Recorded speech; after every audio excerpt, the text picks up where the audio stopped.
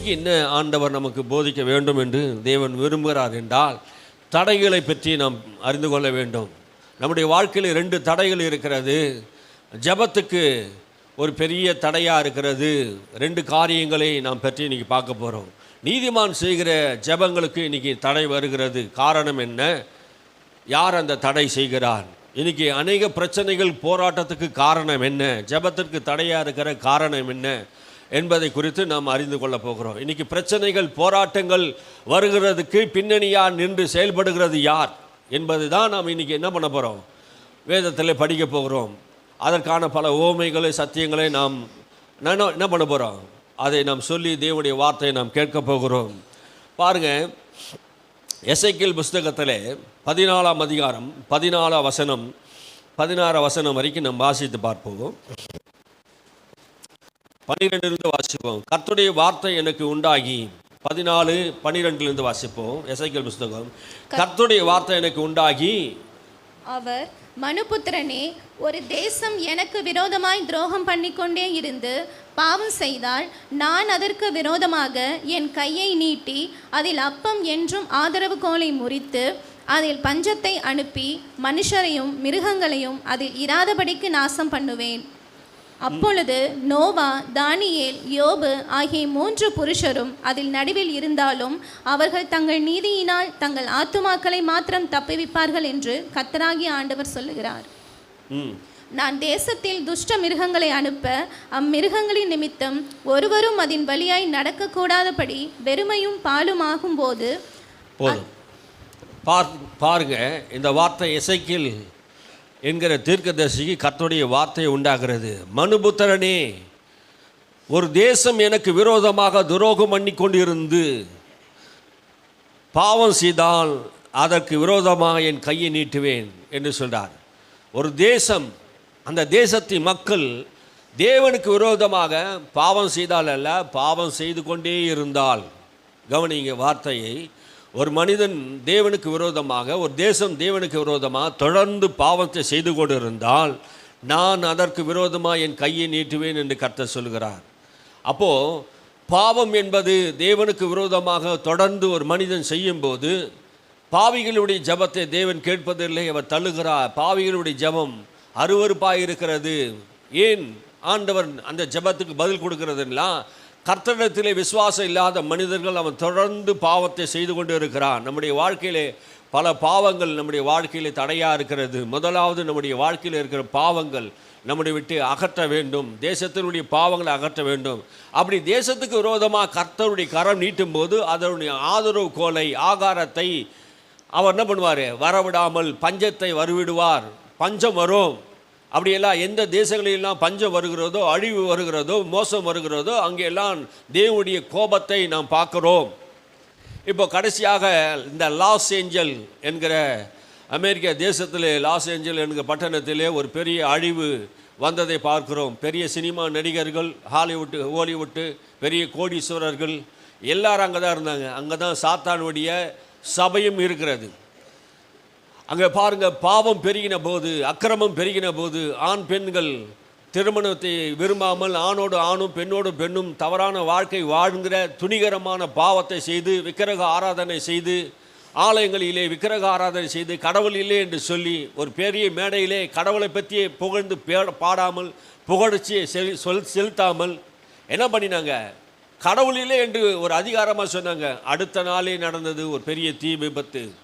கிட்டத்தட்ட 33 ஏக்கரா பெரிய பெரிய கோடீஸ்வரன் ஒரே நாளிலே என்ன ஆயிடுச்சு, ஒரே நாளிலே சரிவு. ஒரு தேசத்தின் பாவம் பெருகும்போது அந்த தேசத்தை நான் அழிப்பேன் என்று கர்த்தர் சொல்லுகிறார். அவன் எவ்வளோ பெரிய கோடீஸ்வரனாக இருந்தாலும் தேவனை கனம் பண்ணாவிட்டால் மதிகேடனாக இருக்கிறான். பணம் ஐஸ்வர்யம் இருந்தாலும் கர்த்தரை கனம் பண்ணணும். கடவுள் இந்த உலகத்தை உண்டாக்கி இருக்கிறார். அவரை கனம் பண்ணாமல், அவரை ஆராதிக்காமல், அவருக்கு பயப்படாமல் துணிகரமான பாவத்தை செய்து கொண்டு இருக்கிற மக்களாக இருந்தார்கள். அமெரிக்க தேசத்திலே மக்கள் எல்லாம் ஒரு காலத்திலே இப்படி சொல்லி கொண்டு இருந்தார்கள், என் உடம்பு, என் சரீரம், என்னுடைய சம்பாதிப்பு, என்னுடைய உழைப்பு ஆகையால் என் சரீரத்தை நான் எப்படியானாலும் வாழ்வேன், யாரும் என்னை கேள்வி கேட்க முடியாது என்று அதிகாரத்தோடு பேசினார்கள். அப்போது டாக்டர் பெல்லி கிரஹாம் ஒரு தேவ ஊழியனாக இருந்து சுவிசேஷத்தை அறிவித்த போது அவர் பேசினாராம், உன் உடம்பு உன் சரீரம் என்று நீ சொல்லி கொண்டு இருக்க அமெரிக்க தேசத்தை பார்த்து சொன்னாராம், லோத்து சோதோம் குமாராவை பட்டணத்தை தேவன் ஏன் அழித்தார் என்று ஒரு பிரசங்கத்தை பண்ணி சொல்றாரு. லோத்து அவனுடைய சோதோம் குமார பட்டணத்தை ஏன் அழித்தார் என்றால் அவர்கள் செய்த ஆணும் பெண்ணும் செய்த தவறான வாழ்க்கை, ஆணும் பெண்ணும் அந்த பட்டணத்தில் தவறான வாழ்க்கை செய்தபடினாலே, பொல்லாத மனிதர்களாக இருந்தபடினாலே அந்த பட்டணத்தை தேவன் அழித்தார். அதுதான் சொல்றாரு டாக்டர் பிலிகிராம் சொன்னாரு, கர்த்தர் நீதி உள்ள நியாயாதிபதியாக இருக்கிறார். அன்னைக்கு சோதோம் பட்டணத்து மக்களுக்கு தேவன் நீதி நியாயத்தை செய்தது உண்மை என்றால் இந்த அமெரிக்கா பட்டணத்தை குறித்து எச்சரிப்பு சொல்றாரு. இந்த அமெரிக்காவின் தேவன் நியாயம் தீர்க்காமல் போனால் நியாய தீர்ப்பு நாளிலே சோதோம் பட்டணத்து மக்கள் மத்தியிலே தேவன் மன்னிப்பு கேட்க வேண்டியதாக இருக்கும் என்று சொன்னார். இந்த வார்த்தை அமெரிக்கா தேசத்திலே பெரிய பிரபலமாயிட்டு மறுநாள் காலையில் பத்திரிகைகள், டிவி நியூஸ் எல்லாத்தையும் வெளியே வந்தது. ஒரு தேவ ஊழியன் பாவத்தை குறித்து எச்சரித்து பேசும்போது அந்த தேசத்தில் பட்டணங்கள் எல்லாம் மனம் திரும்பும்படியாக பேசுகிறான். ஒரு பாவம் செய்கிற ஆத்மா சாகும் என்று வேதம் சொல்கிறது. துன்மார்க்கத்தை அழிவது தேவனுக்கு பிரியமில்லை. துன்மார்க்கனை நீதிமான் எச்சரிக்க வேண்டும். துன்மார்க்க வாழ்விலிருந்து மீட்டுக் கொள்வதுதான் தேவனுடைய செய்கையா இருக்கிறது. அப்படி என்றால் அவ்வளவு பெரிய ஒரு எச்சரிப்பை கொடுத்தார். அவர் மரித்து விட்டார். ஆனாலும் அமெரிக்கா பட்டணத்தில் ஒரு பெரிய வீழ்ச்சியை நாம் இந்த நாட்களில் பார்க்கிறோம். பெரிய பெரிய பணக்காரர்கள், கோடீஸ்வரர் ஒரே நாளிலே ஒரு வீடு கூட இல்லாமல் அகதிகளாக நடுத்தரிலே படுத்து கொண்டு இருக்கிறது நாம் இந்த நாளில் டிவி நியூஸ்கள் எல்லாம் பார்க்கிறோம். தேவன் கோபம் உள்ளவர். நாம் பாவத்துக்கு விரோதமாக அவர் கோபம் கொள்கிறார். பாவம் செய்கிற மனிதன் மேலே தேவன் கோபம் கொள்கிறார். ஏன் பாவம் செய்துகிற மனிதன் தேவனிடத்தில் ஜெபிக்க முடியாது. அவனுடைய பாவம் அவனுக்கு வாழ்க்கையில் தடையா இருக்கிறது. தேவன் நமக்கு செவி கொடுக்காதபடிக்கு அவர் காதுகளை அடைத்துக் கொள்கிற காரணம் என்றால் என்னன்னு கேட்டால், தேவனுக்கு நமக்கு விரோதமாக நடுவிலே பாவம் இருக்கிறது. அந்த பாவத்தை ஒரு மனிதன் அகற்றி போட வேண்டும். அந்த பாவத்தை நம்முடைய வாழ்க்கையில் அகற்றி போட்டால்தான் ஜெபம் நம்முடைய வாழ்க்கையில் தடையில்லாமல் கேட்கப்படும். ஒன்று, நம்முடைய பாவம் நம்முடைய வாழ்க்கையில் அது தடையாக இருக்கிறது என்று வேதம் சொல்கிறது. நம்முடைய வாழ்க்கையில் இருக்க பாவம் என்கிற தடையை நாம் அகற்றி போட வேண்டும். ஒரு மந்திரி, ஒரு தேசத்திலே மந்திரியாக இருந்தவர், முக்கியத்துவம் வாய்ந்தவர். அவர் ஒரு பிரயாணத்திலே கிளம்பி புறப்பட்டு போகும்போது ஒரு ரயில் புக் பண்ணினார்கள்.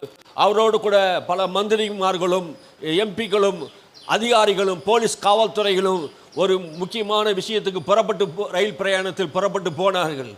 அவர் புறப்பட்டு போகும்போது கரெக்டாக எடுக்க வேண்டிய நேரம் 11 மணிக்கு எடுக்க வேண்டிய அந்த வண்டியை எடுக்கலை. ஏன் தாமதமாகுது என்று அந்த மந்திரி கேட்கும்போது 1 நிமிஷம் ஆச்சு, 2 நிமிஷம் ஆச்சு, 3 நிமிஷம் ஆச்சு, 1 ஹவர் ஆச்சு, 2 ஹவர் ஆச்சு, 3 ஹவர் ஆச்சு. 4 மணி நேரமாக அந்த ட்ரெயின் நகரில் போக வேண்டிய வேலை, செய்ய வேண்டிய வேலைகள், எந்த வேலையும் அவங்களால் செய்ய முடியல. ஒரு அரசாங்கமே ஸ்தம்பித்து போனது. அதிகாரிகள் அப்படியே நின்று கொண்டு இருக்கார்கள். காவல்துறை அதிகாரிகள்லாம் அப்படியே நின்று கொண்டு வேடிக்கை பார்க்கிறார்கள். பிரச்சனை என்ன என்று அந்த ரயில்வே அதிகாரிகள் எல்லாத்தையும் ஆராய்ந்து பார்த்தா பிரச்சனை ஒன்றும் கண்டுபிடிக்கவே முடியல. கடைசியில் பார்க்கனா அந்த ரயில் இயக்க வேண்டிய ஒரு குழாயில் அந்த பாதையிலே வழியாக ஒரு எலி செத்து போய் அடைத்து கொண்டு இருக்கிறதை, அந்த எலி அங்கே போனதுனாலே அந்த ரயில் இயக்க முடியாமல் சூழ்நிலை வருகிறது. இந்த காரணம் என்ன தெரியுமா? அதை கண்டுபிடித்து அதை எடுத்த போது தான் அந்த ரயில் புறப்பட்டுகிறது. என்ன சொல்கிறேன்னா, இதுக்கு என்ன அர்த்தம் அப்படின்னா, நம்முடைய வாழ்க்கையிலே நம்முடைய பிரயாணங்கள் புறப்படுவோம். நம்ம ரயிலில் உட்காரலாம், எல்லாம் செய்யலாம். ஆனால் புறப்பட வேண்டிய இடத்திற்கு நம்ம புறப்பட போக முடியாதபடி சில தவறுகள், சில எலிகள், செத்த எலிகள் அந்த பிரயாணத்தை தடை செய்கிறது. நம்முடைய பாவங்கள் அது போல நம்முடைய வாழ்க்கையிலே தடை செய்கிறதா இருக்கிறது. சாத்தான் நம்முடைய வாழ்க்கையிலே தடை செய்கிறவனா இருக்கிறான் என்று வேதம் சொல்கிறது. பாருங்க, ஒரு தேசத்துக்கு விரோதமாக மக்கள் பாவம் செய்த போது நீதிமான்கள் அந்த பட்டணத்துக்காக ஜெபித்தாலும் என்ன பண்ண முடியாது. நீதிமானுடைய ஆத்மாவை மாத்திரம் தான் காத்துக்கொள்வார்களாம். அது சொல்றாரு. அதுதான் நோவா, தானியேல், யோபு ஆகிய 3 புருஷர்களும் அங்கு வந்து நின்று அவர்கள் ஜெபித்தாலும் கூட அவர்களுடைய ஆத்மாவை தான் தப்பிவிக்கப்படும். ஏனென்றால் நான் அந்த பட்டணத்துக்கு விரோதமாக என் கைகளை நான் நீட்டி இருக்கிறேன் என்று சொல்கிறார். பாருங்க, யோபு ஒரு நீதிமான், தானியேல் ஒரு நீதிமான், நோவா ஒரு நீதிமான். எவ்வளவு பெரிய அழிவுக்கெல்லாம் ஆண்டவர் அவர்களை காத்தார், பாதுகாத்தார். ஆனால் அந்த பட்டணத்துக்காக இந்த 3 புருஷர்கள் வந்து நின்றாலும் கூட நான் என் கோபத்தை மாற்றிக்கொள்வதில்லை என்று கர்த்தர் சொல்லுகிறதை இந்த எசேக்கியேல் அவர் சொல்லுகிறது, தேச மக்களுக்கு சொல்லுகிறதை பார்க்கிறோம். மனம் திரும்ப வேண்டும், பட்டணத்தில் பாவத்தில் மனம் திரும்ப வேண்டும். அப்போ மனம் திரும்புதல் தேவன் விரும்புகிறவராய் இருக்கிறார். எல்லா மனிதனும் பாவத்திலிருந்து மனம் திரும்பி தேவனை ஏற்றுக்கொள்ள வேண்டும். நினைவே பட்டணத்துக்கு கர்த்தர் சொல்லி அனுப்புகிறார், யோனா நீ நினைவேவுக்கு போ, நினைவேக்கு போய் அந்த பட்டணத்து மக்கள் அக்கிரமத்தில் பாவத்தில் நிறைந்திருக்கிறார்கள். அந்த தேச மக்கள் எனக்கு விரோதமாக பாவம் செய்திருக்கிறார்கள், மனுகுலத்துக்கு விரோதமாக பாவம் செய்திருக்கிறார்கள். அவர் பாவத்துக்கு தக்கதாக நான் நீதியை சரிகட்ட வேண்டும். அந்த மக்களை அழிப்பதற்கு எனக்கு மனமில்லை. ஆனாலும் அந்த மக்கள் ஒரு விசை என்னுடைய வார்த்தை கேட்டு மனம் கதறி உபவாசம் பண்ணி ஜெபித்தால் நான் இரக்கமுள்ள தேவன், அந்த மக்களுக்காக நான் இறங்குவேன் என்று சொல்லி நினைவே பட்டணத்துக்கு போக சொன்னார். ஆனால் யோனாவோ நினைவே போகாமல் தர்ஷீசுக்கு போனான். யோனாவுக்கு ஆண்டவர் பல பாடங்களை கற்பித்த பின்பு மறுபடியும் நினைவேக்கு போய் அந்த பட்டணத்திற்குள்ள பாவத்தை குறித்து அந்த மக்களை எச்சரித்த போது, இந்த நினைவே 40 நாளுக்குள்ளே இந்த பட்டணம் கவிழ்த்துக்கப்படும், இந்த பட்டணம் அழிக்கப்படும் என்று சொன்னபோது, ராஜா முதல் கடைசி மனிதன் வரைக்கும் எல்லா மனிதரும் மிருக ஜீவராசிகள் எல்லாருமே சேர்ந்து என்ன பண்ணாங்க? உபவாசம் பண்ணி ஜெபித்தார்கள். அல்லேலூயா. உபவாசம் பண்ணி ஜெபித்தார்கள். உபவாசம் பண்ணி ஜெபித்த போது இரக்கமுள்ள தேவன், நம்முடைய பாவங்களை நாம் அறிக்கை செய்தால் அவர் நம்முடைய பாவங்களை எல்லாம் மன்னித்து நமக்காக அவர் பிதாவிடத்திலே பரிந்து பேசுகிற தேவனாய் இருக்கிறார். அல்லேலூயா. நாம் பாவம் செய்யவில்லை என்று ஒருவனும் சொல்ல முடியாது. எல்லோரும் பாவம் செய்து தேவ மகிமை அற்றவளாய் இருக்கிறோம். நாம் பாவம் செய்தால் பிள்ளைகளுக்காக பிதாவிடத்திலே எப்போதும் இயேசு பரிந்து பேசிக் கொண்டு இருக்கிறார். 2000 ஆண்டுகளுக்கு மேலாகும் இப்போதும் தேவன் நமக்காக பரிந்து பேசிக் கொண்டு இருக்கிற ஒரு உன்னதமான ஒரு ஊழியத்தை செய்து கொண்டு இருக்கிறதை நாம் பார்க்கிறோம். அல்லேலூயா. தேவன் நமக்காக பரிந்து பேசுகிறவராக இருக்கிறார். ஒரு மரம் கனி தரவில்லை என்றால் அந்த தோட்டக்காரர் மறுபடியும் அந்த மரத்திலே எருக்கொத்தி மறுபடியும் அந்த மரத்தை வளர்த்து, ஆண்டவரை இந்த வருஷம் பார்த்துக்கொள்ளலாம், அடுத்த வருஷம் பார்த்துக்கொள்ளலாம் என்று இப்படியாக பரிந்து பேசுகிற ஒரு மனிதனை நாம் பார்க்கிறோம். தேவன் அப்படிதான் ஒவ்வொரு நாளும் நமக்காக அவர் பரிந்து பேசிக்கொண்டே இருக்கிறார். அல்லேலூயா. நாம் மனம் திரும்ப வேண்டும் என்பதுதான் தேவன் விரும்புகிறார். நம்முடைய அக்கிரமமே நம்முடைய பாவமே தேவனுக்கு விரோதமாக தடையா இருக்கிறது. நமக்கு விரோதமாக அது தேவனுக்கு தடையா இருக்கிறது. நமக்கு நம்முடைய தேவனுடைய முகத்தை நாம் பார்க்க முடியாததற்கு பாவம் ஒரு தடையா இருக்கிறது. நாம் பாவத்தை நம்முடைய வாழ்க்கையிலிருந்து அகற்றி போடுவோம். நம் வாழ்க்கையில் இருந்த பாவத்தை அகற்றி போடும்போது தடைகள் நீங்குவோம். இது சாத்தான் கொண்டு வருகிற தடையா இருக்கிறது. நம் சொந்த சரீரம் தடையா இருக்கிறது. நம்முடைய எண்ணங்கள் சில நேரத்தில் தடையா இருக்கிறது என்பதை வேதம் சொல்லுகிறது நாம் பார்க்கிறோம். தானியேல் புஸ்தகத்தை நீங்கள் வாசித்து பாருங்கள். தானியேல் ஒரு 21 நாள் புசியாமல் குடியாமல் அந்த வாசித்து பாருங்க தானியேல் புஸ்தகத்தை. தானியேல் புஸ்தகம் 10ஆம் அதிகாரம். தானியேல் புஸ்தகம் 10ஆம் அதிகாரத்திலே 2ஆம் வசனம் 3ஆம் வசனத்தை வாசித்து, அந்நாட்களிலே தானியேல் ஆகிய நான் 3 வாரம் முழுவதும் துக்கித்து கொண்டிருந்தேன். அந்த 3 வாரங்களின் நாட்களில் நிறைவேறும் மட்டும் ருசிகரமான அப்பத்தையும் புசிக்கவில்லை, இறைச்சியும் திராட்சை ரசமும் என் வாய்க்குள் போனதும் இல்லை, நான் பரிமள தைலத்தை பூசிக்கொள்ளவும் இல்லை. பாருங்க, தானியேல் என்கிற ஒரு மனிதன், அவன் நீதிமான். அவனுடைய ஜெபத்துக்கு ஒரு தடை வந்ததை இங்கே நாம் பார்க்கிறோம். அவன் 3 வாரமாக 21 நாட்கள் 3 வாரம் 21 நாட்களாக அவன் தேவனுக்கு முன்பாக உட்கார்ந்து ஜெபம் பண்ணுகிற ஒரு காரியத்தை பார்க்கிறோம். அவன் அப்பம் புசிக்கவில்லை, ருசிகரமான அப்பத்தை புசிக்கலை, இறைச்சி கறிகளை சாப்பிடல, வாசனை திரவியங்களை சென்ட்டுகளை போட்டுக்கல. அந்நாட்களிலே அவன் தேவனுக்கு முன்பாக உட்கார்ந்து தேவனுக்கு முன்பாக அவன் கதறி ஜெபிக்கிறதை பார்க்கிறோம். அப்போது வருகிறான் ஒரு தூதன் வந்து அவனிடத்தில் சொல்லுகிற காரியத்தை பாருங்கள். 11ஆம் அதிகாரம் 11ஆம் வசனம். 10ஆம் அதிகாரம் 11ஆம் வசனம். அவன் என்னை நோக்கி, பிரியமான புருஷனாகிய தானியேலே, நான் இப்போது உன்னிடத்துக்கு அனுப்பப்பட்டு வந்தேன். ஆதலால் நான் உனக்கு சொல்லும் வார்த்தைகளின் பேரிலே நீ கவனமாயிருந்து காலூன்றி நில் என்றான். இந்த வார்த்தைகளை அவன் கேட்டது என்னிடத்திலே சொல்லுகையிலே நடுக்கத்துடனே எழுந்து நின்றேன். இப்போ ஒரு தூதன் வந்து, கேப்ரியேல் என்கிற ஒரு தூதன் வந்து அங்கே பேசுகிறதை நாம் பார்க்கிறோம். பிரியமான புருஷனே தானியேலே, இப்போது உன்னிடத்தில் நான் அனுப்பப்பட்டேன் என்று சொல்லுகிறதை பார்க்கிறோம். அது வசனத்தை 12ஆம் வசனத்தை நாம் வாசிக்கும் போது, வாசிங்கள். அவன் என்னை நோக்கி, தானியேலே, பயப்படாதே. நீ அறிவை அடைகிறதற்கும் உன்னுடைய தேவனுக்கு முன்பாக சிறுமைப்படுத்துகிறதற்கும் உன் மனதை செலுத்தின முதல் நாள் துவங்கி உன் வார்த்தைகள் கேட்கப்பட்டது. உன் வார்த்தைகள் நிமித்தம் நான் வந்தேன். பாருங்க, தானியேல் பதில் என்ன சொல்லுகிறார் என்றால், தானியேலே, நீ பயப்படாதே. நீ அறிவை அடைவதற்கும் உன்னை தேவனுக்கு முன்பாக நீ சிறுமைப்படுத்தி தாழ்த்தின போது உன் மனதை செலுத்தின நாள் முதல் துவங்கி உன் வார்த்தை கேட்டபோது உன் வார்த்தை நிமித்தம் நான் இறங்கி வந்தேன். உன் வார்த்தை நிமித்தம் நான் இறங்கி வந்தேன். நீங்கள் ஜெபிக்கும் போது தேவன் தம்முடைய தூதனை கேப்ரியேலை அனுப்புகிறார். ஜபத்துக்கு பதிலை கொடுக்கிற ஒரு தூதனாக கேப்ரியேல் பார்க்கிறோம். அவன் தேவனுடைய செய்தியை கொண்டு வருகிறான், பதிலை கொண்டு வர ஒரு தேவை தூதனாக இருக்கிறதை நாம் பார்க்கிறோம். அந்த நாட்களில் அவர் சொல்லுகிற வார்த்தை என்ன என்று, ஏன் அந்த தாமதம், எதற்காக அந்த தாமதம் என்று இங்கு விவரித்து சொல்லுகிறதை நாம் பார்க்கிறோம். பெர்சிய ராஜ்யத்தின் அதிபதி 21 நாள் மட்டும் என்னோடு கூட எதிர்த்து நின்றான். பெர்சிய நாட்டின் அதிபதி என்னோடு 21 நாள் எதிர்த்து நின்றான். ஆனாலும் பிரதான அதிபதி ஆகிய ஒருவனாகிய மிகாவேல் எனக்கு உதவியாக வந்து, ஆதலால் நான் அவன் அங்கே பெர்சிய ராஜாக்களிடத்திலே தரித்திருந்தேன். ஏன் நான் தாமதமாய் வந்தேன் என்கிற காரணத்தை திட்டம் தெளிவாய் சொல்லுகிறான். பெர்சிய ராஜ்யத்தின் அதிபதியாகிய பிசாசு, அந்த பெர்சிய ராஜ்யத்தின் அதிபதி என்று சொல்லுகிறார். அங்கே சொல்லப்படுகிற பெர்சிய ராஜா அல்ல, வான மண்டலத்தில் இருக்கிற பெர்சிய ராஜ்யத்தின் அதிபதியை குறித்து சொல்லுகிறார். என்னுடைய பதிலை தடை செய்வதற்காக அவன் என்ன செய்தான் என்றால், வான மண்டலத்தில் என்னை தடை செய்தான். எனக்கு உதவியாக இருக்கும்படியாக 21 நாள் மட்டும் நான் அவனோடு கூட போராட வேண்டியதாக இருந்தது. 21 நாள் போராடினேன். ஆனாலும் மிகாவேல் எனக்கு உதவியாக வந்து உன்னுடைய ஜபத்துக்கு பதிலை தருவதற்காக அவன் எனக்கு உதவி செய்தான் என்று பார்க்கிறோம். அப்படி என்றால் நம்முடைய ஜபம் நாம் செய்து கொண்டு இருக்கிறோம், ஆனால் உபவாசத்துக்கு ஜபிக்கிறோம். சில ஜபங்களுக்கு பதில் வரவில்லை என்றால் தானியேலை போல உபவாசித்து தொடர்ந்து ஜெபித்து கொண்டே இருக்க வேண்டும். பதில் வர வரைக்கும் தானியேல் தன்னுடைய உபவாச நாட்களிலே எழுந்திருக்கவில்லை. காரணம் என்ன? தேவன் பதிலை கொடுக்கிறவர். தாமதம் ஏன்?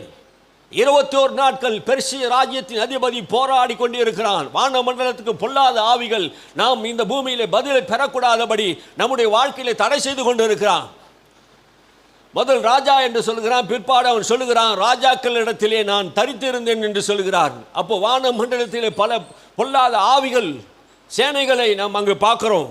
அந்த பெர்சிய ராஜ்யத்தின் அதிபதி 21 நாள் மட்டும் என்னோடு கூட போராடினான். அல்லேலூயா. ஒருவனாகி மிகாவேல் என்னோடு கூட உதவி செய்தான் என்று சொல்கிறார். அப்போ ஜெபத்திலே நாம் தரித்திருக்கும் போது நம் தேவனுடைய உதவியை நாடி நாம் ஜெபிக்க வேண்டும். தொடர்ந்து நாம் ஜெபித்துக் கொண்டே இருக்க வேண்டும், இடைவிடாமல் சோர்ந்து போகாமல். இயேசு சொன்னாரே, இடைவிடாமல் சோர்ந்து போகாமல். அந்த பெண், இளம் வயது விதவையான அந்த பெண் என்ன செய்தால், தொடர்ந்து அந்த அதிபதியோடு கூட தொடர்ந்து தன்னுடைய காரியத்தை சொல்லிக்கொண்டே இருந்தால். அவனுக்கோ மனம் இல்லை, அந்த ஏழை விதவைக்கு உதவி செய்ய மனம் இல்லை. அவன் தேவனுக்கு பயப்படாது இருந்தான்.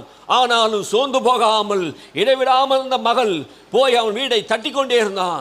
அந்த பொல்லாத மனிதன் தனக்குள்ளே சொல்லி கொண்டான், நான் போய் இறங்கி அவனுக்கு நான் உதவி செய்வேன் என்று சொல்லி அவளுக்கு நியாயம் செய்தார். அந்தபடியே இரவும் பகலும் தேவனை நோக்கி கூப்பிடுகிற நமக்கு தேவன் நியாயம் செய்யாமல் இருக்க மாட்டார். அல்லேலூயா. தேவன் நியாயம் செய்கிறவராக இருக்கிறார், பதில் கொடுக்கிறவராக இருக்கா. நாம் தொடர்ந்து நாம் ஜெபிக்கும் போது வான மண்டலத்தில் பொல்லாத ஆவிகள் சேனைகள் எல்லாம் நம்ம அழிக்கப்படும் போது நமக்கு பதில் வரும். ஆமென். அல்லேலூயா. நமக்கு ஒரு யுத்தம் உண்டு. வான மண்டலத்தில் இருக்கிற பொல்லாத ஆவிகளோடு நாம் யுத்தம் செய்து கொண்டு இருக்கிறோம். அப்போஸ்தலனாகிய பவுல் இதை குறித்து விளக்கமாக தெளிவாக சொல்லுகிறதை நாம் வாசித்து பாருங்கள். அப்போஸ்தலன் பவுல் இதை குறித்து சொல்லுகிறத வாசிங்க. எபேசியர் புஸ்தகம் 6ஆம் அதிகாரத்தில். எபேசியர் புஸ்தகம் எல்லாரும் திருப்பிக் கொள்ளுங்கள். எபேசியர் புஸ்தகம்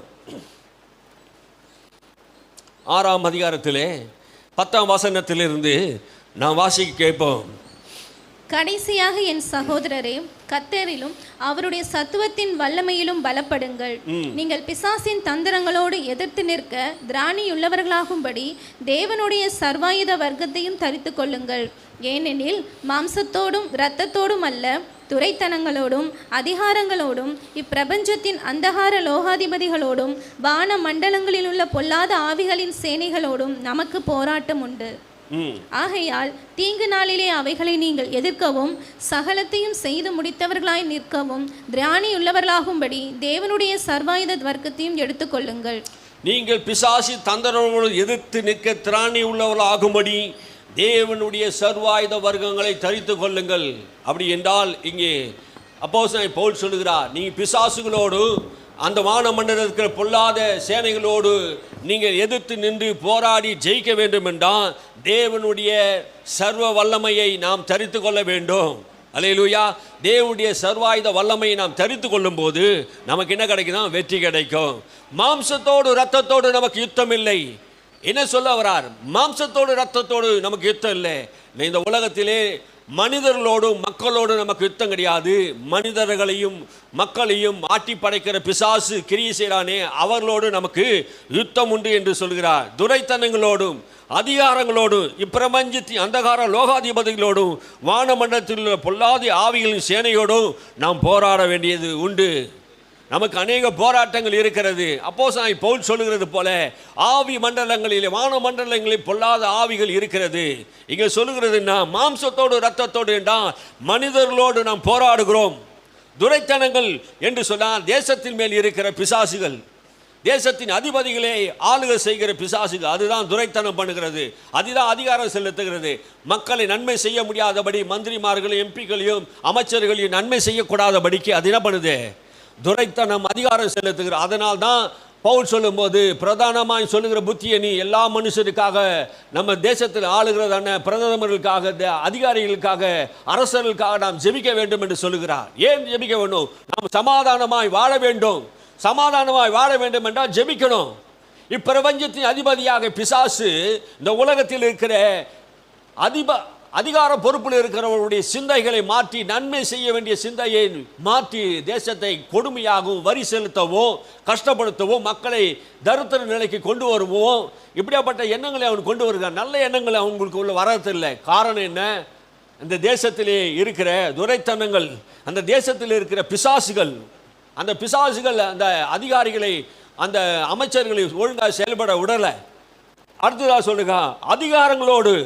அதிகாரம் என்று என்ன சொல்லுங்கன்னா மனிதர்களை பிடித்திருக்கிறோம் ஆவிகள் என்று சொல்றார்கள்.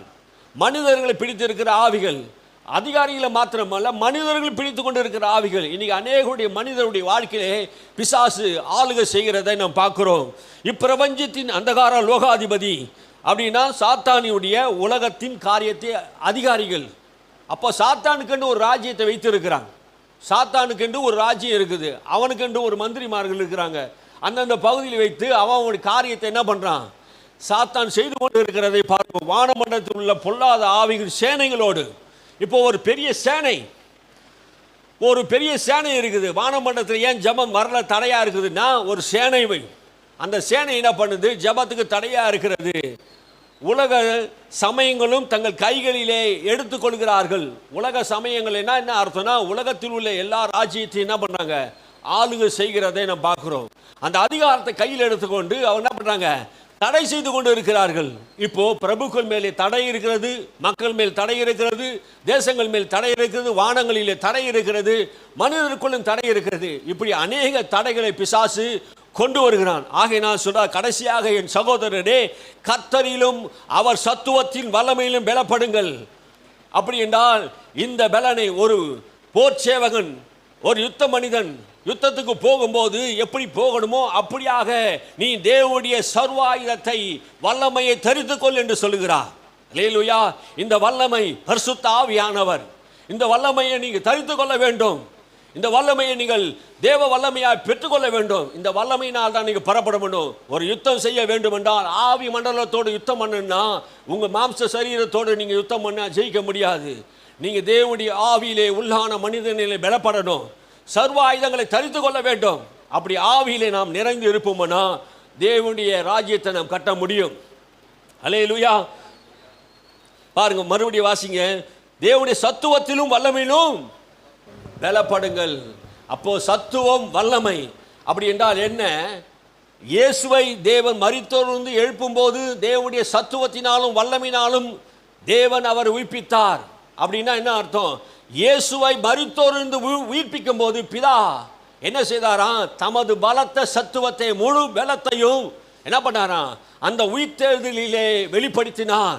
மரணத்தையும் பாதாளத்தையும் ஜெயித்து அந்த வல்லமை வெடித்து எழுந்தது. இயேசு இப்போது உன்னதங்களிலே உயர்ந்திருக்கிறார், வானமண்டலங்களுக்கு மேலாக உயர்ந்திருக்கிறார். எல்லா அதிகாரத்தையும் எல்லா வல்லமையும் பெற்றுக்கொண்டு ஆவி மண்டலத்தில் இல்லை, மேக மண்டலத்தில் இல்லை, வானத்திலே சிங்காசனத்திலே வீற்றிருக்கிறார். அல்லேலூயா. நாம் இங்கே கீழே இருக்கிற மனிதர்களை நாம் அவரோடு கூட உன்னதத்திலே உட்கார வைத்துப்பட்டு இருக்கிறோம். எல்லா அதிகாரமும் கிறிஸ்துவுக்கு கீழ்ப்பட்டு இருக்கிறது என்பது வேதம் சொல்கிறது. எல்லா அதிகாரமும், பிரபஞ்சத்தின் அதிபதி, வானமண்டலத்து பொல்லாத அதிகாரிகள், குட்டி சாத்தான்கள், குட்டி பிசாசுகள் எல்லாமே யாருக்கு கீழே இருக்குது? சபைக்கு கீழே இருக்கிறது என்பது வேதம் சொல்லுகிறது. சபை இதை புரிந்து கொள்ளணும். எல்லா அதிகாரம் வல்லமையும் சபைக்கு கீழ்ப்பட்டு இருக்கிறது. அதுக்குனால தான் இயேசு சொன்னா, வானத்தில் பூமியிலும் சகல அதிகாரம் எனக்கு கொடுக்கப்பட்டு இருக்கிறது, எனக்கு கொடுக்கப்பட்டு இருக்கிறது என்று சொன்னால், என் நாமத்தை நீங்கள் பயன்படுத்துங்கள், என் நாமத்தினால் பிசாசுகளை துரத்துங்கள், என் நாமத்தினால் அசுத்தாவி கிரிகளை நோய்களை சுகமாக்குங்கள் அப்படின்னு சொன்னார். அப்போ அவருடைய நாமத்திலே அதிகாரம் இருக்கிறது. அந்த நாமத்தை நாம் பயன்படுத்தும் போது தடைகளை உடைக்கலாம். ஜபத்துக்கு இருக்கிற எல்லா தடைகளும் நீக்கி போடுவதற்கு ஒரே வழி எதுன்னா ஜபம். ஆமென், அல்லேலூயா. அது இயேசு கிறிஸ்து நாமத்தினாலே நாம் செய்யப்படும் போது அந்த சர்வாயுத வருகங்களை எல்லா வல்லமையும் நாம் தரித்து கொள்ள வேண்டும். அது கீழே ஒன்று ஒன்றா சொல்கிறாரு, அதுக்கெல்லாம் நேரம் இல்லை. இது பெரிய ஒரு விஷயத்தை, தொடர்ந்து பெரிய விஷயத்தை நாம் பார்க்கணும். அதனால் பாருங்க, மாம்சத்தோடு ரத்தத்தோடும் அல்ல, துரைத்தனங்களோடு அதிகாரங்களோடு இப்பிரபஞ்சத்தின் அந்தகார லோகாதிபதிகளோடும் வானமண்டலத்தில் உள்ள பொல்லாத ஆவிகளின் சேனைகளோடும் நமக்கு போராட்டம் உண்டு. ஒரு சேனைகள் வானமண்டலத்திலே. எதுக்கு நம்முடைய ஜபத்துக்கு தடையாக இருக்குதுண்டா, அந்த ஜபத்துக்கு தடையாக நிற்கிறது வானமண்டலத்திற்கு பொல்லாத ஆவிகள். அப்போஸ்தலனாகிய பவுல் ரோமாபுரி மக்களுக்கு அந்த நாட்களில் இருந்த போர்ச்சேவகர் வீரர்கள் எப்படி இருந்தார்களோ அது போலவே என்ன பண்ணுறாரு, அது போலவே இவங்க என்ன பண்ணாங்க, இராணுவ வீரர்களை போல நம்மளும் என்ன பண்ண நடந்து கொள்ள வேண்டும் என்று சொல்றாரு. ஆகையால் அந்த ஆவிகளை நாம் எதிர்க்கும் போது, ஆகையால் தீங்கு நாளிலே அவைகளை எதிர்க்கவும் சகலத்தை செய்து முடிக்கிறவர்களாக நிற்கவும் திராணி உள்ளவர்களாகும்படி தேவனுடைய சர்வாயுதத்தை எடுத்துக்கொள்ளுங்கள். அல்லேலூயா. தேவனுடைய சர்வாயுதம், ஒரு ஆயுதம் போதாது சாத்தானை ஜெயிப்பதற்கு, எல்லா ஆயுதங்களையும் நாம் கையில் எடுக்க வேண்டும். அதுதான் ஒன்று ஒன்றா சொல்கிறார். சத்தியம் என்னும் கச்சைகள் அறையில் கட்டி கொள்ளுங்கள் என்று சொல்கிறார். இங்கே பவுலுடைய வெளிப்பாடு என்ன? அன்னைக்கு போர் சேவகர்கள் எல்லாம் இடுப்புகளிலே பெரிய பெல்ட் அணிவார்கள். அந்த பெல்ட்டில் தான் கத்தி வைப்பாங்க, அந்த பெல்ட்டில் தான் உணவு வைப்பாங்க, அந்த பெல்ட்டில் தான் எல்லாம் தாங்கி பிடிக்கும். அது இடுப்பில் கட்டி இருக்கும்போது ஒரு பலன் நமக்கு உண்டாகும். அது சத்தியம். இந்த சத்தியத்தை நாம் அறியாவிட்டால் அது நமக்கு பலன் தராது. சத்தியத்தை அறிவி சத்தியம் உன்னை விடுதலையாக்கும். பிசாசு எதற்கு நடுங்கிறான்டா? தேவனுடைய வார்த்தைக்கு நடுங்கிறவனா இருக்கிறான். ஆமே.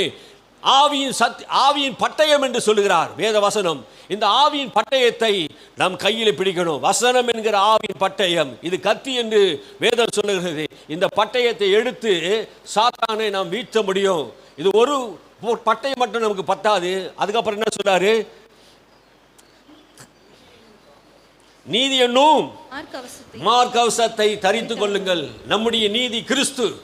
இந்த கிறிஸ்துவை நீங்கள் தரித்து கொள்ளும் போது வேதம் சொல்லுகிறது, நீதி என்கிற மார்க்கவசத்தை, கிறிஸ்துவே நமக்கு நீதியும் பரிசுத்தமா இருக்கிறார். இந்த நீதியை, சத்தியத்தை நாம் கையில் எடுத்துக்கொண்டு இயேசு கிறிஸ்துவை ஆண்டவராக இரட்சகராக ஏற்றுக்கொண்டு நீதியாகிய அவரை நாம் தரித்து கொள்ளும் போது, நீதியின் வஸ்திரத்தை நாம் தரித்து கொள்ளும் போது நமக்கு விரோதமாக நிற்க யாராலும் முடியாது. நீதியின் வஸ்திரத்தை நாம் தரித்துக் கொள்கிறோம். மூணாவது சொல்லுகிறார், சமாதானத்தின் சுவிசேஷத்துக்குரிய ஆயத்தம் என்னும் பாதரட்சையை கால்களிலே தொடுத்தவர்களாயும், பாதரட்சையை தொடுத்தவர்களாக சுவிசேஷம் என்னும்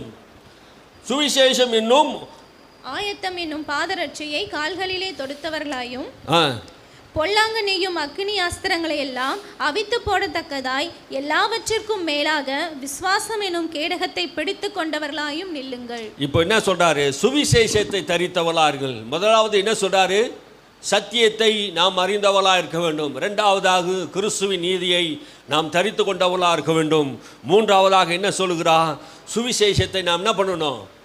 கால்களில் தொடுத்தவர்களாக கிராமங்கள். அவர் இயேசு சொன்னார், சுவிசேஷத்தை எங்கெல்லாம் சொன்னார்களோ அங்கெல்லாம் பிசாசு அலறி ஓடினது. பிலிப்பு சமாரியா பட்டணத்திலே கர்த்தராகி இயேசு கிறிஸ்துவின் சுவிசேஷத்தை அறிவித்த போது அங்கே இருக்கிற மந்திரவாதிகள், பிசாசுகள், பாவங்கள், வியாதிகள், தரித்திரம் எல்லாம் அங்கே ஓடினது. பாருங்க, பிலிப்பு சுவிசேஷத்தை அறிவித்த போது எங்கெல்லாம் சுவிசேஷம் அறிவிக்கப்படுகிறதோ அங்கெல்லாம் தேவனுடைய பலத்த சத்துவம் வல்லமை வேலை செய்கிறதை பார்க்கிறோம். பொல்லாக நெய்யும் அக்கினியாஸ்திரங்களை அவிழ்த்து போடுவதற்கு விசுவாசம் என்னும் கேடகத்தை நாம் தரித்து கொள்ள வேண்டும்.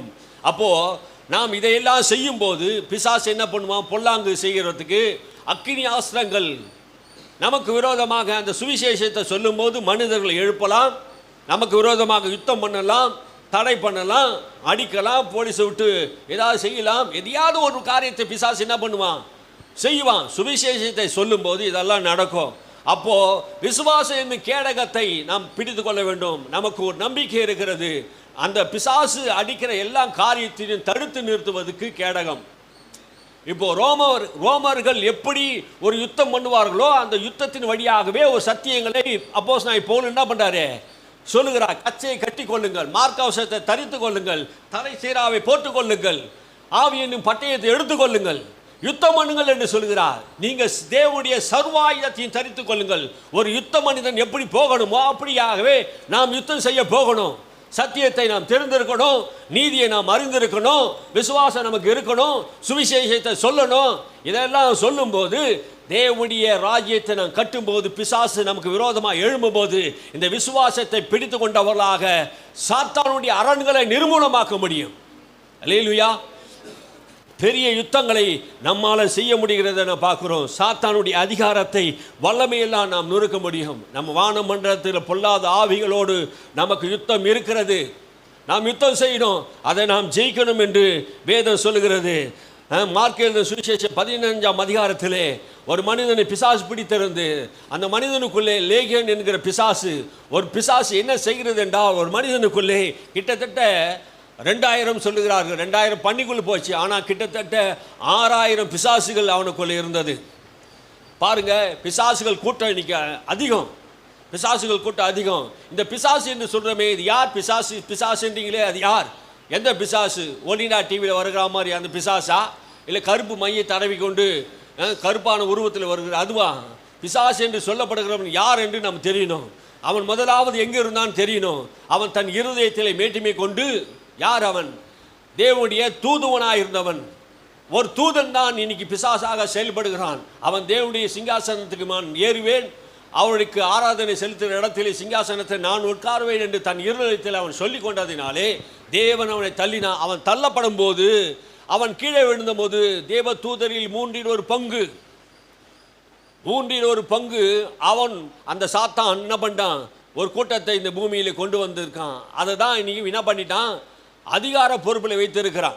வானமண்டலத்தில் கொஞ்சம், பூமியில் கொஞ்சம், மனுஷருக்குள்ளே கொஞ்சம், இப்படியாக அதிகாரம் செய்யலாம். ஒரு அரசாங்கம் எப்படி செயல்படுகிறதோ, ஒரு அரசாங்கம் எப்படி செயல்படுகிற மந்திரிகள், ரயில்வே துறை மந்திரி, போக்குவரத்து துறை மந்திரி, உள்துறை மந்திரி, வர்த்தக மந்திரி, இப்படி எல்லாம் நியமித்து வச்சுருப்பாங்க. அவங்கவுங்க டிபார்ட்மெண்ட்டை கவனிச்சுப்பாங்க. எல்லா மாநிலத்துக்கும் ஒரு முதலமைச்சர், எல்லா மாநிலத்திலும் ஒரு கலெக்டர்கள், எல்லா மாநிலத்திலும் ஒரு அதிகாரிகள்.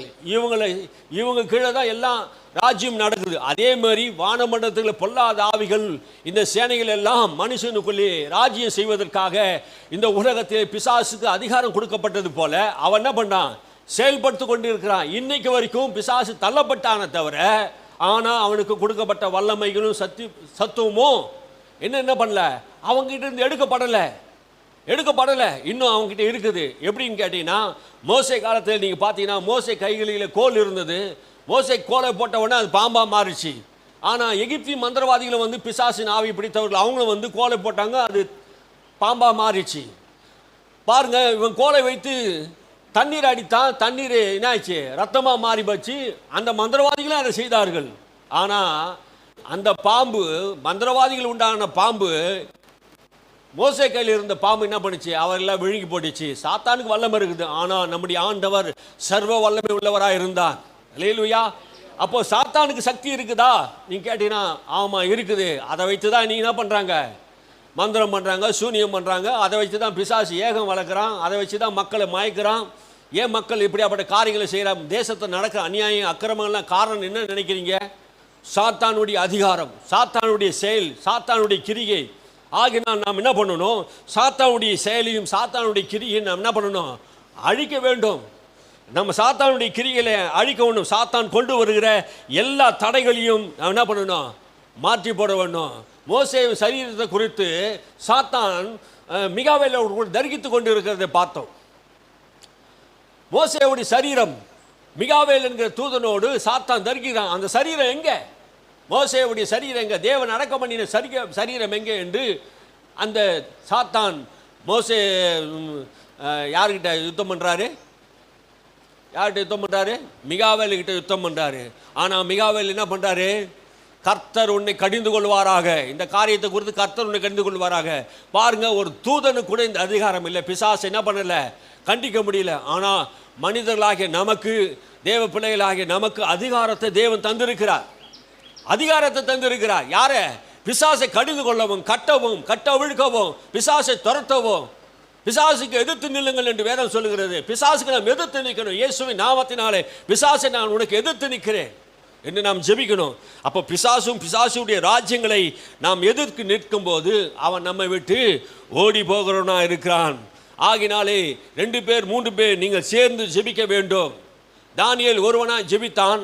மிகாவேலும் கேப்ரியலும் சேர்ந்து அந்த தூதன் பதிலை கொண்டு வந்தான். 2 பேர் சேர்ந்து ஒரு காரியத்தை செய்வார்கள் என்றால் அந்த ஜபத்துக்கு பதில் உண்டு. 2 பேர் 3 பேர் அவர் நாமத்திலே ஒன்று கூடி ஜெபிக்கும் போது பூமியிலே 2 பேர் ஒருமனப்பட்டு எதையெல்லாம் கேட்டார்கள் என்றால் அது பரலோகத்தின் தேவன் அப்படியே செய்வாராம். ஆமே, அந்த பூமியில் இல்லை என்றாலும் அது அப்படியே செய்வார். 2 பேர் ஒருமனப்படணும். ஒரே காரியத்துக்காக பூமியிலே ஒருமனப்பட வேண்டும்.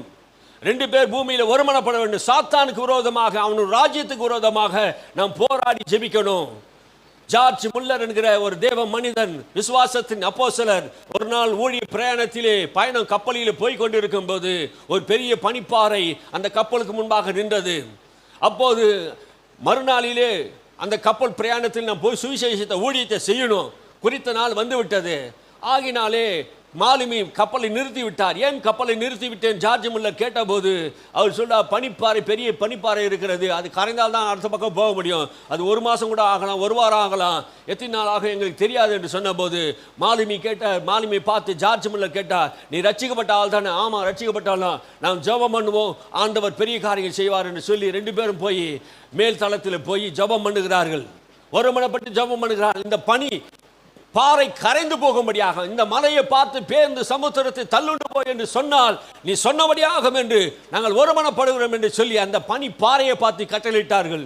அவர்கள் ஜெபித்த போது அந்த பனிப்பாறை அப்படியே உருகி 2ஆக பிளந்து என்ன பண்ணுச்சு, அந்த கப்பல் போவதற்கு வழிவிடுகிறது. அல்லேலூயா. நாம் ஜெபிக்கும் போது எத்தனை தடைகள் வந்தாலும் ஒருமனப்பட்டு நாம் ஜெபிக்கணும். 2 பேர் கணவன் மனைவியாக, இல்லை சகோதரர்களாக. தானியேல் தன்னோடு கூட சேர்ந்து ஜெபித்தார்கள், சகோதரர்களாக சேர்ந்து ஜெபித்தார்கள். இயேசு தன் சீஷர்களோடு சேர்ந்து ஜெபித்தார். பவுல் சீஷர்களோடு தன் சகோதரரோடு சேர்ந்து ஜெபித்தார். கூட்டு ஜெபம், கூடி ஜெபிக்கிறது, இதெல்லாம் தேசத்தை அசைக்கக்கூடியதாக இருக்கிறது. நாம் கூடி வாழ்ந்தால் கோடி நன்மை பெறுவோம் என்று சில பேர் சொல்றாங்க. கூடி வாழ்வது, அப்போ கூடி ஜெபிப்பது, தொடர்ந்து நாம் என்ன பண்ணுவோம், சாத்தானை தோற்கடிக்க தொடர்ந்து ஜெபித்து கொண்டே இருக்க வேண்டும். அந்த கேப்ரியல் மிகாவேலும் சேர்ந்து போராடி சாத்தானுடைய தடைகளை உடைத்தது போல நாம் அநேக தடைகளை உடைக்கிறவளாக இருக்க வேண்டும். உபாகமம் புஸ்தகத்திலே 32ஆம் அதிகாரம் 30ஆம் வசனம் சொல்லுகிறது, ஒருவன் 1000 பேரும் 2 பேரும் 10,000 பேர்களை துரத்துவார்கள். அப்படி என்ன பாருங்க, ஒருத்தன் 1000 பேர் துரத்துவான்னா 2 பேர் என்ன பண்ணுவாங்க, 10,000 பேர் துரத்துவாங்க. இதுக்கு அர்த்தம் என்ன? இதுக்கு அர்த்தம் என்ன? 2 பேர் கூடினா பலன் அதிகம். 2 பேர் கூடினா பலன் அதிகம். ஒண்டியா இருப்பதை காட்டிலும் 2 பேர் கூட இருப்பது. ஒருவனுக்கு ஒருவன் வீழ்ந்தாலும் இன்னொருத்தர் என்ன பண்ணலாம், தூக்கி விடலாம் என்று நீதி சாலமோன் சொல்றாரு. அப்போ 2 பேராக இயேசு என்ன பண்றாரு, ஊழியத்துக்கு அனுப்புறார். 2 பேராக என்ன பண்ணார், ஊழியத்தை அனுப்புறார். அப்போ 2 பேர் ஒரு காரியத்தை ஒருமனப்பட்டு செய்யும் போது இந்த பூமியில் இல்லை என்றாலும் கர்த்தர் அதை செய்கிறவராக இருக்கிறார். அல்லேலூயா. நம் ஜபத்துக்கு தடை வரக்கூடாதபடிக்கு நம்ம என்ன பண்ணணும், தொடர்ந்து ஐக்கியத்திலே நம் பலன் உண்டாகணும். ஐக்கியத்திலே பெரிய பலன் இருக்கிறது பாங்க. அதனால தான் சங்கீதக்காரர் சொல்கிறான், சகோதரர்கள் ஒருமித்து வாசம் பண்ணுவது எத்தனை நன்மையும் எத்தனை பிரியமா இருக்குது. இது ஆரோன் சிரசின் மேல் ஊட்டப்பட்ட அபிஷேக தைலம் பரிமள தைலத்துக்கு ஒப்பா இருக்கிறது. அந்த தைலம் வடிந்து வாசனை வீசுகிறதா இருக்கிறது. அப்போ ஒருமித்து ஒரு காரியத்தை செய்யும் போது அப்போ பிசாசுடைய ராஜ்யம் அழிக்கப்படுகிறது. ஒரு மனம் எங்கே இருக்கிறதோ அங்கெல்லாம் பிசாசுடைய ராஜ்யம் அழிகிறதா இருக்கிறது. அந்த காலத்தில் நாங்கள் எங்கள் சின்ன வயசுலலாம் நாங்கள் அந்த அரச மரத்துக்கு கீழே அந்த பொங்கல் டைமில் வந்து கரும்பு உடைக்கிற போட்டி இருக்கும் பாருங்கள். ஒத்த கரும்பு கொடுப்பாங்க. அப்போல்லாம் விளையாடி என்ன பண்ணுவோம், கரும்பு என்ன பண்ணுவோம், காலில் உடைப்போம், கால் நரம்பில் உடைப்போம், தலையில் மண்டையில் அடித்து உடைப்போம். ஒரு கரும்பு அடித்தா உடச்சிடலாம். 2 கரும்பு சேர்ந்தால் கொஞ்சம் கஷ்டமாக இருக்கும். 3 கரும்பு வைப்பாங்க, 4 கரும்பு வைப்பாங்க. அப்போ கரும்புகளை உடைக்கும் போது எப்படி இருக்குதா, அப்போ 1 2 3 கூடிச்சுன்னா என்ன பண்ண முடியாது, உடைக்க முடியாது. அது பலன் உள்ளதாக ஆகிறது. அதே போல் தான் ஜெபத்தில் நம்ம எல்லாரும் ஒன்று கூடி தேசங்களுக்கு இன்னைக்கு ஜெபிக்கணும், தொடர்ந்து ஜெபிக்கணும். அப்போ ஒரு மனதோடு ஒரு காரியத்தை தீர்மானம் பண்ணி இந்த பட்டணத்துக்காக ஜெபிக்கிறோம், இந்த நேதாஜி நகர் பகுதி மக்களுக்காக ஜெபிக்கிறோம், இந்த மக்கள் எல்லாம் ரட்சிக்கப்படணும் அப்படின்னு தொடர்ந்து நாம் ஜெபித்து கொண்டே இருக்கணும். இந்த இடத்துல தேவனுடைய ராஜ்யம் கட்டப்படணும், தேவன் முன்குறித்த ஜனங்கள் எல்லாம் கிறிஸ்துவ ராஜ்யத்தில் வரணும் என்கிற நோக்கத்தோடு நாம் ஜெபித்து கொண்டே இருப்போமானால் சாத்தானுடைய அரண்கள் எல்லாம் நிர்மூலமாக்கப்படுகிறது. அல்லேலூயா. ஒரு விரல அடிச்சா வலிக்குமா? 2 விரல 3 விரல 4 விரல அடிச்சா வலிக்காது. ஆனால் 5 விரலையும் சேர்ந்து ஒரு மனுஷனை அடித்தா எப்படி இருக்கும், ஒரு மனிதனை அடித்தா எப்படி இருக்கும், அது பஞ்ச் நல்லாவே இருக்கும். பாக்ஸிங்கில் அப்படி தான் ஒரே அடி தான் லாக் அவுட் பண்ணுவாங்க.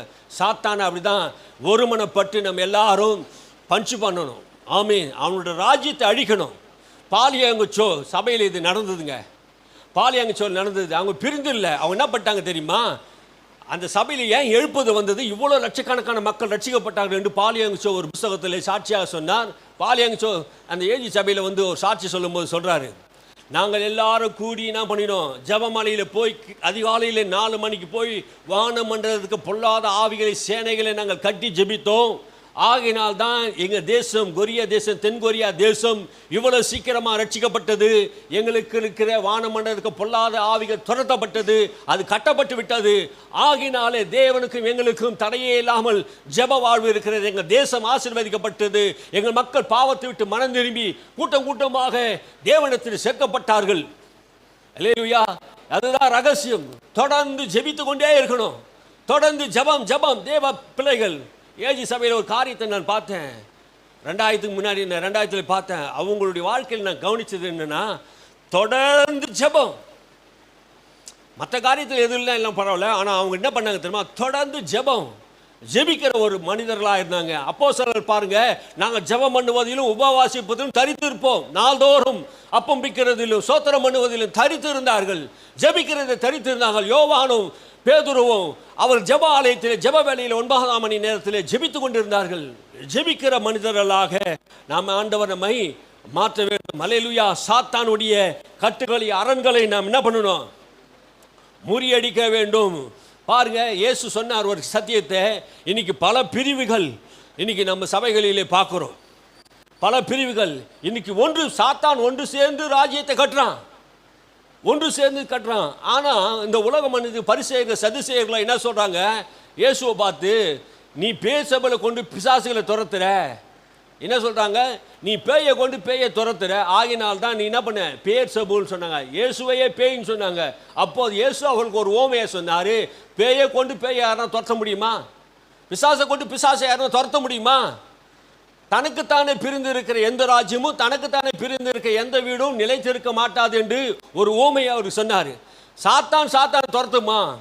அவன் எல்லாம் சேர்ந்து தாண்டா வேலை செய்கிறான். முட்டாளுங்களே, என்ன சொல்கிறாரு, சேர்ந்து செய்கிறான். அந்த பரிசைகளை பார்த்து சொல்கிறான், பரிசைகளை பார்த்து சொல்கிறாரு, சாத்தானை துரத்தாதியா, இயேசு சாத்தானை துரத்தினதுனால, வியாதிகளை சுகமாக்கினதுனாலே இயேசு என்ன பண்ணிட்டாங்க, சாத்தான் சொல்லிட்டாங்க, பேர்செபலி தலைவனாக இருக்கிறான், பிசாசுகளின் தலைவனாக இருக்கிறான், ஆகினால் தான் பிசாசு தலைவனாக இருக்கிற இவன் பிசாசுகளை துரத்தி வியாதிகளை சுகமாக்குறான் என்று இயேசுவை பார்த்து அப்படி சொன்னதினாலே இயேசு அந்த உவமையில சொல்றார்.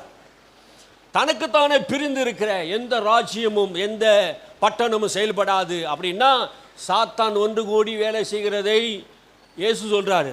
அவன் ஒருமனப்பட்டு ஒரு காரியத்தை செய்கிறதை பார்க்கிறோம். அந்த ராஜ்யம் கட்டப்பட்டு கொண்டு இருக்கிறது என்று சொல்றாரு. அப்படின்னா நாம் தேவனுடைய ராஜ்யத்தை ஒருமனப்பட்டு கட்டணும். இன்னைக்கு பல பிரிவுகள் சபைகளுக்குள்ளே இருக்கிறத நாம் பார்க்கிறோம்.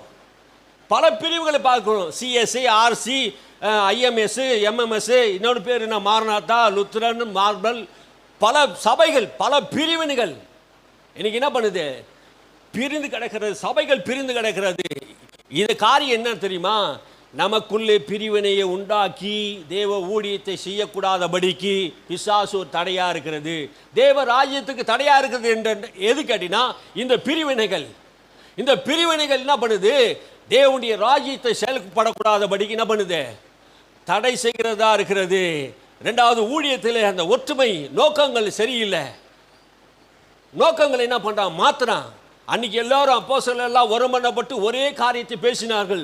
கிறிஸ்துவின் உயிர்த்தெழுதலையும் கிறிஸ்துவுடைய வல்லமையும் கிறிஸ்துவுடைய ரட்சிப்பையும் பாவ மன்னிப்பையும் குறித்து, நித்திய ஜீவனை குறித்து சரியாக அப்போஸ்தலர்கள் போதித்தார்கள். பரிசுத்த ஆவியை குறித்து போதித்தார்கள். பாவ மன்னிப்பை குறித்து சரியாக போதித்தார்கள். இன்னைக்கு பல பிரிவுகள் சபைகளுக்குள் வந்து தவறான உபதேசங்கள், கள்ள உபதேசங்கள் உபதேசிப்பதினாலே பிசாசு அதன் மூலமாக தடை செய்கிறான். சபை வளர்ச்சியை தடை செய்கிறான். ஆத்துமாக்கள் ரட்சிக்க கூடாதபடி தடை செய்கிறான். இருக்கிற விசுவாசிக்கு குழப்ப நிலையில் வைத்திருக்கிறான். பல பிரச்சனைகளை நாம் பார்க்கிறோம். சாவாமை குறித்து ஒருத்தன் பேசுறான். சாவாமை அப்படி என்ன சொல்றாங்க, என்ன அர்த்தம்னா, பூமியிலே பிறந்த நாம், இயேசுவை விசுவாசிக்கிற நாம் என்ன பண்ண மாட்டோம், சாகவே மாட்டோம் என்று ஒரு உபதேசம் இருக்குது. சாகவே மாட்டோம் என்று வேதம் சொல்லலையே. புசிக்கிற நாளே சாகவே சாவாய், நீ மண்ணா இருக்கிற மண்ணுக்கு திரும்புவாய் என்று ஆண்டவர் சொன்னார். அப்போ புசிக்கிறனால அவன் சாகறான். ஆதாமுக்குள் எல்லாரும் மறிக்கிறது போல கிறிஸ்துக்குள் எல்லாரும் உயிர்ப்பிக்கப்படுகிறார். இந்த வசனத்தை வச்சு என்ன சொல்றாங்க, இதை என்ன பண்றாங்க, நாங்கள் சாகவே முடியாது, சரீரத்தில் மரணமே கிடையாதுன்னு ஒரு உபதேசம் பண்றாங்க. இது மக்களை என்ன பண்ணுது, சில அவிசுவாசமான சத்தியத்தை அறியாத சில மனிதர்கள் என்ன பண்றாங்க, இதை ஏற்றுக்கொள்கிறார்கள். இது வேதத்தை சரியா நம்ம வாசிக்கணும். பல குழப்பங்கள், உபதேசத்தில் குழப்பங்கள் இருக்குது. என்ன குழப்பம்னா பாருங்க, இயேசு சொன்னாரு, என்ன சொன்னார்னா, கடைசி நாட்களிலே கிறிஸ்துக்குள் மரித்தவர்களை நான் வரும்போது உயிர்ப்பிப்பேன்னு சொன்னார். சொன்னாரா இல்லையா? கிறிஸ்துக்குள் மரிப்பவர்களை என்ன பண்ணுவார், உயிர்ப்பிப்பேன்னு சொன்னார். ஆனால் பவுல் சொல்லும்போது உயிரோடு கூட இருக்கிற நாமும் தேவனுக்கு எதிர்கொண்டு போவோம்னு சொல்றாரு. இதுக்கு அதுக்கு என்ன சம்பந்தம் இருக்குது? கிறிஸ்துக்குள் வாழ்ந்தவர்கள் என்ன பண்ணுவாங்க, மரிச்சிட்டாங்க. அவர் வரும்போது கிறிஸ்து என்ன பண்ணுவார், உயிர்ப்பிப்பா. அவர் வரும்போது உயிரோடு கூட இருக்கிற நாமும் மறுரூபமாக்கப்படுவோம். அப்படின்னா என்ன அர்த்தம், அவர் வரும்போது உயிரோடு கூட இருக்கிற விசுவாசி என்ன பண்ணுவாங்க, இந்த சரீரத்தோடு போக முடியாது, மறுரூபமாக்கப்படுவார்கள். இதை தான் சொல்லுது. இதை வச்சு என்ன சொல்றாங்க, சாவாமை, நம்ம சாவே முடியாது அப்படின்னு சொல்றாங்க. அடி உள்ளதாக இது அழியாமையை தரித்து கொள்ளாது, இது அழிந்தனும். கோதுமை மணி நிலத்தில் விழுந்து சாகாவிட்டால் மறுபடியும் இன்னொரு மேனியை பெற முடியாது. இதெல்லாம் உபதேசத்தை தவறுங்க. இந்த சத்திய கோளாறுகள் சபைகளுக்குள்ளே இருக்கிறது. கள்ள உபதேசங்கள், திருத்துவத்தை குறித்து தவறான உபதேசங்கள் பிசாசு இதெல்லாம் சபைகளுக்கு கொண்டு வருகிறான். இந்த சபைகளுக்கு கொண்டு வருகிறதுனா திருத்துவத்தை பற்றி இல்லைன்றாங்க. ஒருத்தன் சொல்கிறான் பிதா மட்டும்தான் இருக்கிறாருன்றான், ஒருத்தன் இயேசு மாத்திரம்தான் இருக்கிறாருன்னா, ஒருத்தன் பரிசுத்த ஆவியே இல்லைன்றான். இன்னைக்கு சபைகளில் பல பிரச்சனைகள், போராட்டம் எதுன்னா பிசாசு கொண்டு வருகிற போராட்டங்கள். இதெல்லாம் பல பிரச்சனைகள், நிறைய தடைகள், இந்த பக்தி இல்லாத தன்மைகள், அவிசுவாசிகளாக மாற்றுகிற தன்மைகளை நான் பார்க்குறோம். என்கிட்டே ஒருத்தர் வந்து சொல்கிறாரு, பரிசுத்த ஆவிலாம் இல்லைங்க, அந்நிய பாஷைலாம் இல்லைங்க, அதெல்லாம் கிடையாதுங்க, அது அப்போஸ் காலத்தில் முடிஞ்சிச்சுங்க அப்படின்னு சொல்லி என்ன சொல்கிறாங்க, தவறான உபதேசங்களை சொல்லுகிறத பார்க்குறோம். இயேசு கடவுள் இல்லை, பிதா தான், யெகோவா தான் கடவுள் என்று சொல்லுகிறத பார்க்குறோம். இன்னைக்கு பாருங்க, நிறைய உபதேசங்கள் தவறு. இதெல்லாம் நான் சொல்ல போனால், இந்த திருத்துவத்தை பற்றி சொல்ல போனால், நம்மளுடைய உபதேசம் என்னன்னா, பிதா, குமாரன், பரிசுத்த ஆவி, அந்த 3 பேரும் என்ன பண்ணுறாங்க, சேர்ந்து தான் திருத்துவம் சொல்கிறோம். 3 பேரும், பிதா, குமாரன், பரிசுத்த ஆவி. நம்முடைய கர்த்தராகிய இயேசு கிறிஸ்துவின் கிருபையும் பிதாவாகிய தேவனுடைய அன்பும் பரிசுத்த ஆவியானுடைய ஐக்கியம் ஆசீர்வதிக்கும் போது இந்த திருத்துவத்தை தான் வைத்து இருக்கிறார். மனிதனை உண்டாக்கும் போது மனுஷர்களை உண்டாக்குவோம் என்று தான் சொல்லி உண்டாக்குறார். பரலோகத்திலிருந்து இயேசு இறங்கும் போதும் பிதாவே நீ புஸ்தக சொல்லி எழுதி இருக்கிறபடி நான் என்ன பண்ணேன், இறங்கி போகிறேன் என்று சொன்னார். இயேசு இங்கே இருக்கும்போது பரிசுத்த ஆவியானவர் நான் போய் அனுப்புகிறேன் என்று சொன்னார். இப்போ பிதா பரிசுத்த ஆவியான இயேசு சொல்கிறார், நான் பிதாவை சித்தத்தபடி செய்கிறேன், பிதா எனக்கு சொல்லாவிட்டால் ஒன்றும் செய்ய மாட்டேன்னு சொன்னார். இந்த வசனத்தில் அவன் கண்ணுக்கு தெரியல. இதெல்லாம் நீங்கள் கவனிக்கணும். உபதேசங்கள் மாற்றங்கள் தேசத்திலே இருக்கிறது. ஆகினாலே ஜபத்துக்கு தடை இருக்கிறது. சரியான சத்தியத்தை நாம் அறிந்து கொள்ள வேண்டும். சத்தியத்தை சரியாக அறிந்து கொண்டால் தான் ஜபத்துக்கு எந்த தடையும் வராது. அல்லேலூயா. நாம் ஒரு மனதோடு ஒரே எண்ணங்களோடு சிந்தையோடு நாம் ஊழியத்தை செய்வோம் என்றால் தேவனுடைய ராஜ்யத்தை கட்ட முடியும். அல்லேலூயா. இன்னைக்கு ஒரு 5 நிமிஷத்தில் நான் சொல்லி முடிச்சிடுறேன். விஷயங்கள் இருக்குது பாருங்க. அன்னைக்கு அப்போஸ்தலர் காலத்திலே நடந்த சம்பவம் என்ன தெரியுமா? ரசிகர் கூட்டங்கள் மாறிட்டாங்க. என்ன ரசிகர் கூட்டம்? ஊழியக்காரர் ஸ்டார் ஆகிட்டாங்க. ஊழியக்காரர் என்ன பண்ணாங்க? சூப்பர் ஸ்டார் ஆகிட்டாங்க. ரசிகர் கூட்டம் இந்த காலத்தில் இருக்காங்க பாரு, சூப்பர் ஸ்டார்கள். அவங்க பேர் நான் சொல்ல விரும்பல. அவங்கள என்ன பண்ணாங்க? ரசிகர் மன்றம் திறந்து அவங்களுக்கு ரசிக்கிறாங்க. அன்னைக்கு நடந்த சம்பவம்னா கேபாவை சார்ந்தவன், பவுலை சார்ந்தவன், அப்போலோவை சார்ந்தவன் என்று ஊழியர்களை பின்பற்றுகிற ஒரு கூட்டத்தை பார்க்குறோம். ஆனால் பவுல் அதை கடிந்து கொள்கிறார். என்ன சொல்றாரு? அப்போலோவா மரித்தான், பவுல் அவங்களுக்காக சிலுவையில் மரித்தான், கிறிஸ்து தானே மரித்தார், நீங்கள் கிறிஸ்துவை நோக்கி பாருங்க என்று சொல்லுகிறார். இன்னைக்கு இருக்கிற உபதேசங்கள், இன்னைக்கு இருக்கிற ஊழியர்கள் எல்லாம் என்ன நடக்குது? விசுவாசிகள் எல்லாம் எப்படி மாறிட்டாங்கன்னா, எனக்கு இவர் ஸ்டாரு, பேர் சொல்ல விரும்பலை சில பேரை, இவங்க தான் எனக்கு ஊழியர்கள், அந்த ஜபகோபுரம், இந்த ஜபகோபுரம், இந்த ஆள், அந்த ஆள் என்ன பண்ணிட்டாங்க? இவங்கள ஸ்டார் ஆகிக்கிறாங்க. கிறிஸ்துவை நாம் பின்பற்றணும், கிறிஸ்துவை நாம் நோக்கி கொண்டு இருக்கணும். மனிதர்கள் இன்னைக்கு இருப்பான், நாளைக்கு செத்து போயிடுவான். கர்த்தர் ஒரு அபிஷேகம் பண்ணி அப்ரோஜமான ஊழியக்காரன், அவன் தேவனால் தெரிந்து கொள்ளப்பட்ட ஒரு வேலைக்காரன். மனிதனுக்கு கனம் கொடுக்காதே, கடவுளை கனம் பண்ணு. பஞ்சாப் தேசத்துக்கு நான் போயிட்டு வந்தேன். பஞ்சாபிலேருந்து ஒரு நியூஸ் வந்தது 2 நாளைக்கு முன்னாடி. அவர் என்ன சொல்லியிருக்கிறார்னா, பஞ்சாப் தேசத்தில் பெரிய ஆண்டவர் ரட்சித்து கொண்டு இருக்கிறார், ஆனால் வருத்தமான செய்தி என்ன என்று சொல்கிறார். சீனிவாசன் சொல்கிறாரு, வருத்தமான செய்தி என்ன, எனக்கு மெசேஜ் போட்டார். வருத்தமான செய்தி என்ன, இங்கே இருக்கிற விசுவாசிகள் எல்லாரும் ஊழியக்காரை கடவுளை போல பின்பற்றுகிறார்கள், ஊழியக்காரனை பின்பற்றுகிறார்கள். இதற்காக ஜெபம் பண்ணுங்கள் என்று சொல்லி மெசேஜ் அனுப்பினார். வருத்தமான செய்தி. இன்னைக்கு மக்கள் எல்லாம் ஒரு கூட்டத்தை பின்பற்றுகிறார்கள். நடனம் ஆடுகிற கூட்டங்கள், கள்ள உபதேசத்தை பண்ணுகிற கூட்டங்கள், பணத்தை சம்பாதிக்கிற கூட்டங்கள், அப்படியாப்பட்ட கூட்டங்களை பின்பற்றி போகிற வியாபார ஸ்தலமாக மாற்றுகிற கூட்டங்கள் இன்னைக்கு இருக்கிறது. நாம் கிறிஸ்துவ ராஜ்யத்தை கட்ட வேண்டும் என்றால் இதெல்லாம் நம்ம கலைத்து போடணும். ஆமீன். அல்லேலூயா. நாம் எல்லாரும் ஒருமனப்பட்டு நாம் தேவனுடைய ராஜ்யத்தை கட்டணும். இதெல்லாம் நம்முடைய வாழ்க்கையில் தடையாக இருக்குது, சபைக்கு தடையாக இருக்கிறது. இன்னும் அநேக விஷயங்கள் இருக்கிறது. ஆனால் இப்போ நேரம் இல்லை. கர்த்தருக்கு சித்தமான இன்னொரு அடுத்த வேலைக்கு நான் பார்ப்போம். நம்ம ஜெபம் பண்ணுவோம்.